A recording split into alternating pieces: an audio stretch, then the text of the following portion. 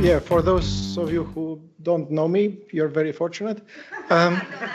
Anyway, if you want to know who I am, come talk to me because I'm too old to give you a concise version. Now, this presentation would obviously be written differently if I had more than 7 minutes, and would also have been written differently if I had written it after watching some of the presentations from yesterday and today. But nevertheless, it is what it is now. So, Open GDS, as it is branded now, can be downloaded from the usual places. And at the last count, there were a few installs out there, nowhere near as many as Fabiola has. I suppose that's because classes is something we don't do in LabVIEW. What I'm going to propose here is a way to simplify the code a little bit, make it more usable and easier to debug. Now, this is a little bit at the nitty-gritty level, so if it just goes like that, you feel free to yawn. I won't get offended. So you download this toolkit, you install it, and then at the click of a mouse, if you want to create a class, you get this richly featured interface where you can configure a lot about your class, and that saves you a lot of time. And not only saves you a lot of time, but allows you to have a very consistent approach about the way you create your classes. The feature that I enjoy most is that, before that, as you can see, the classes that you create can be either singleton or simple. Now, in the context of this discussion, simple means clonable. Now, have we heard these two words in presentations these days? Yeah, I think we have. And then another click of a mouse and you can create for your class an active object. Now, in plain English, an active object is a loop that runs asynchronously in the background and does a task over and over again, undisturbed and without disturbing. Now, have we heard that before in the presentations today, up to date? I think we have, yes.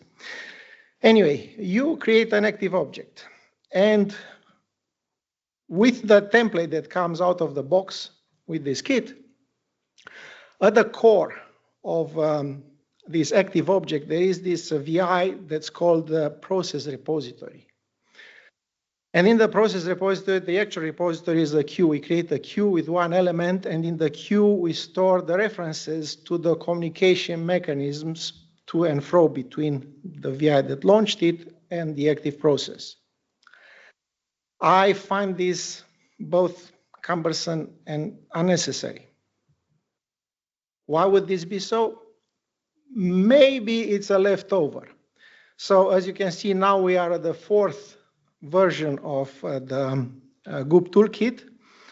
Of course, it all started with the NI version of class by value, which if NI ever asked me, I know they won't, but if they ever did, I would tell them just to scrap it because it's only bastardizing the concept.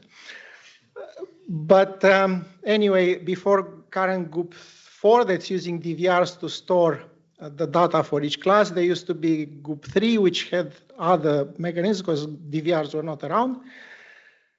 And perhaps in those implementations, it was harder to do what I'm suggesting to do now. And I can only assume that the good people who are regularly maintaining and improving this toolkit, they took the approach, well, it's not broken, let's not fix it. What I'm saying is that now we have DVRs at the fingertips, we can very easily fix it. And how we can fix it? We just created a class. A class has its own repository of data. We can store there anything we like. And we can store the references to the communication mechanism between the launcher and the active object. Another benefit is that with the previous implementation, if you wanted the front panel of your active object to still be there if you build an executable, you had to drop on the diagram an attribute of a front panel control. With what I'm showing here, that's no longer necessary. So what do you have to do? What you have to do is in your main application, which is this on the left side here. If I can find my mouse, yeah, there's the, okay. So create an event. And if you want to launch more than one active object, there are two options here. You can create an event for each and every active object that you're launching, or you can just pass the same event to all of them and then have another mechanisms to identify who's the message coming from in the actual context of the message. But anyway, you create an event, you register it here, so you get events when something happens, and you pass that reference to the VI that's initiating the class. And then that reference, you store it in the same way as you stored everything else, and then you start the process, and the job is done. Another thing that I very much like about this, which I was not able to do it before implementing this kind of coding, is that each active object can be stopped, edited, and restarted at runtime. So imagine you jump through a lot of hoops, you have a large application, you do a lot of things, and everything is working there except something in the active object that you're now busy developing. You don't want to stop everything and start all over again. You can just stop this one. All you have to do is, when you stop the actual active object VI, just keep the references to the communication mechanisms. Do not delete them. That's all you have to do, and then it will restart. So now we shall do a bit of a demo so we can see, because yeah, if we see something, then it must be true, doesn't it? So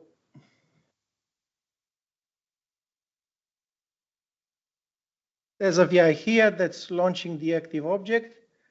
And yeah, if I tell it to do something, it receives the command and tells me that it did something. And I can pause it. I can edit it. I can save it. And I can resume it. It's still working. How do I know it's working? Because I asked it to do something and says it did something.